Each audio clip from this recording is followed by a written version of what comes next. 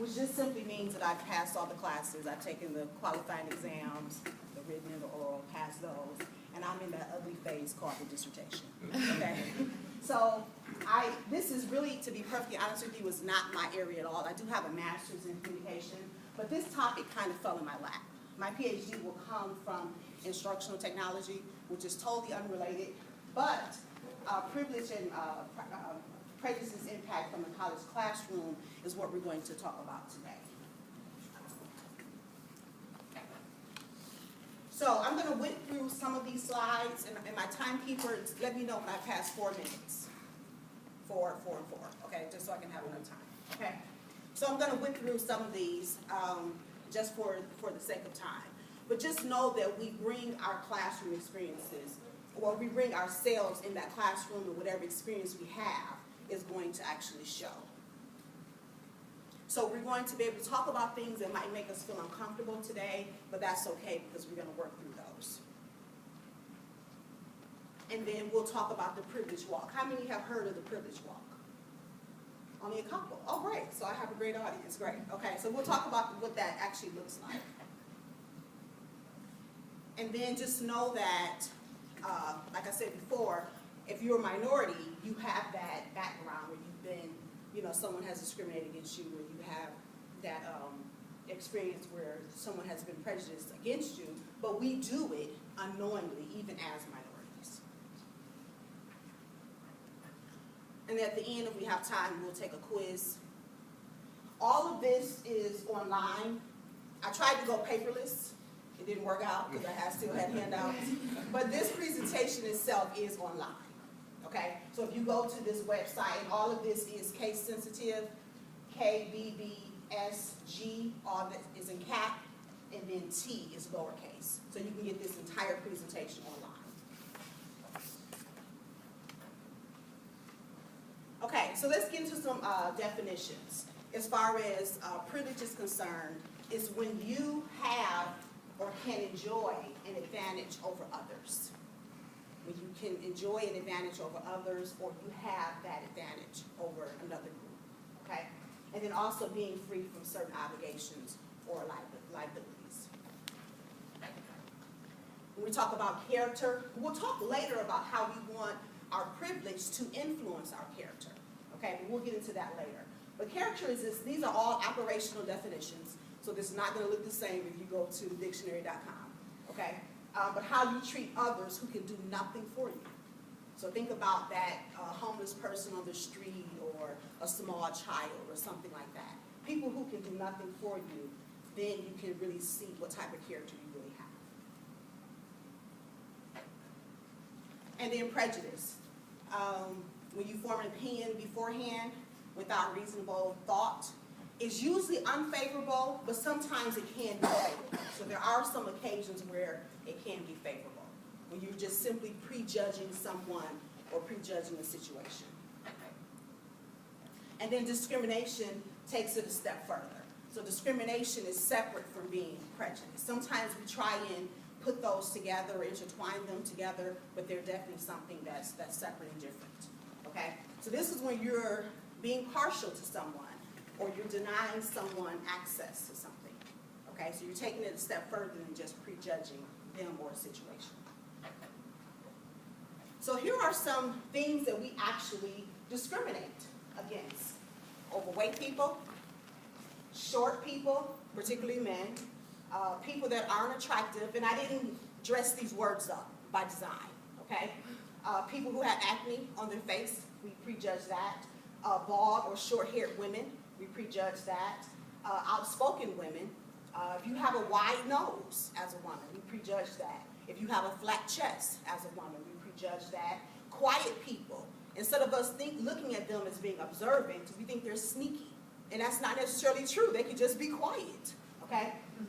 Bubbly women, bright personality people, we just think that, okay, she cannot be that happy all the time. What's going on? You know what I'm saying? Tall women, we prejudge them. And then, we're in this age of the donka-donk, if you guys know what that means, okay? When you actually go and you buy this thing, and if you don't go and buy it, somehow we are, discriminating against that, okay? So those voluptuous derrieres is what I'm talking about.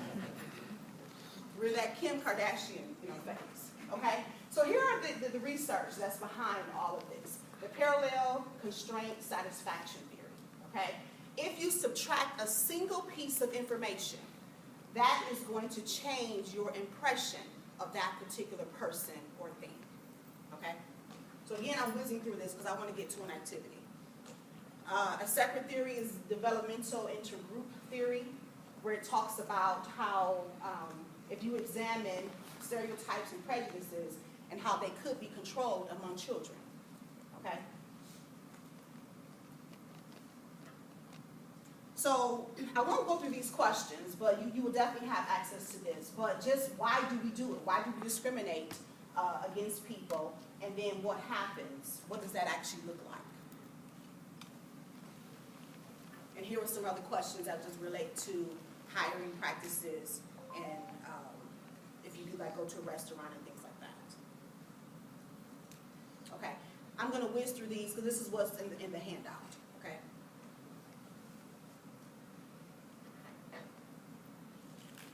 If I have time, I'll come back to this slide and share a story. But remind me if I have time. Okay, so I need 9 volunteers. Come on, y'all. We got to be quick. Come on. Okay. 3, 6 more. Come on. Okay. That's 5. Okay. I don't know. 6. I need 3 more. Come on. 7. 2 more. Come on. 8, 9. You got her 9. Okay, great.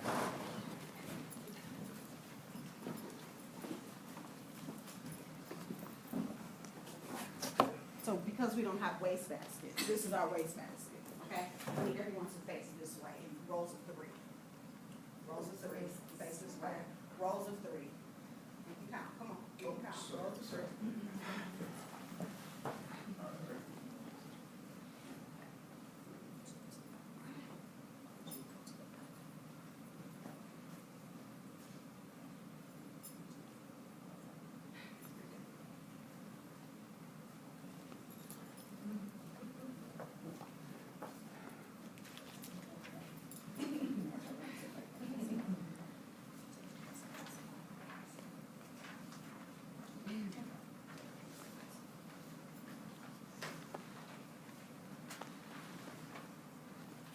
Sheet. You have extra?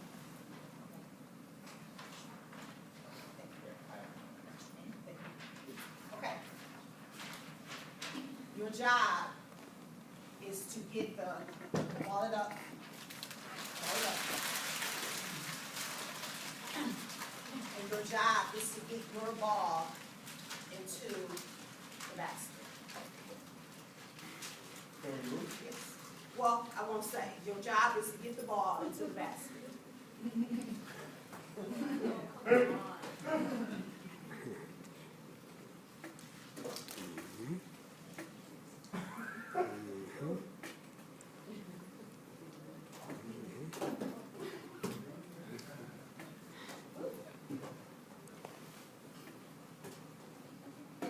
Okay, everybody have a seat.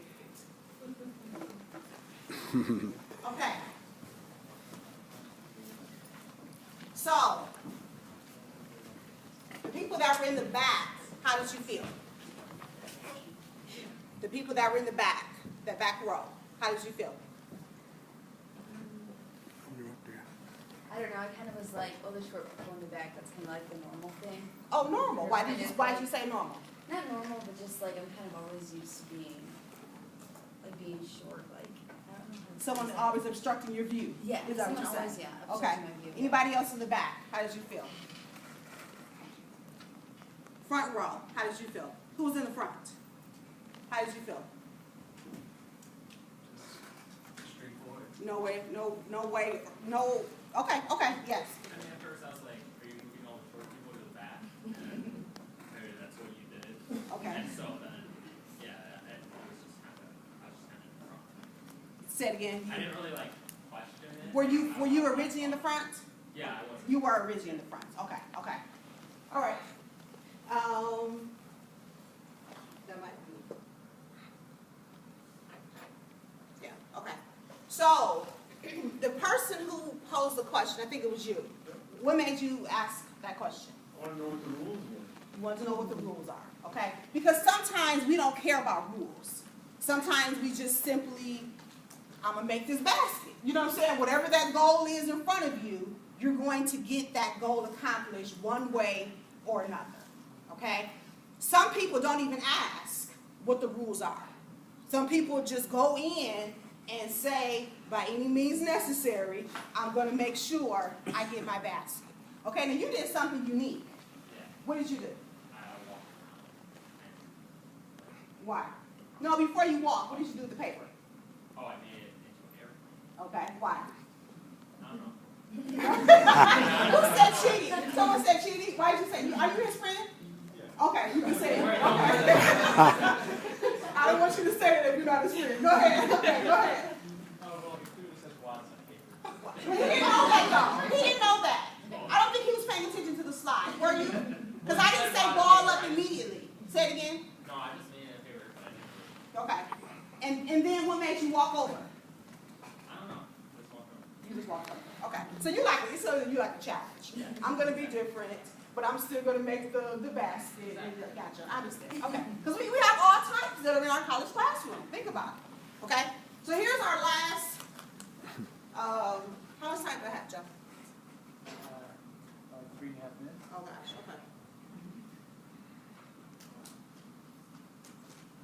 We might not get through the entire video, but you get the idea. And I encourage you to do this in your classroom with your students. If you are a student, you know, do it with your family and friends. I've done it. I mean, my family knows I'm already crazy. So I brought a group of friends over, and I tested this out with them before I brought it, you know, to you guys. So if you have that kind of personality, do it with your friends, and you'll be surprised.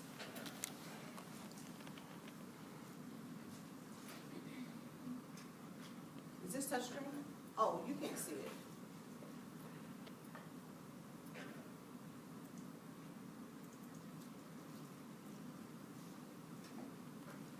Okay, it's coming. Oh, you still can't see it. Jeff, can you come up? I'm not sure what's happening.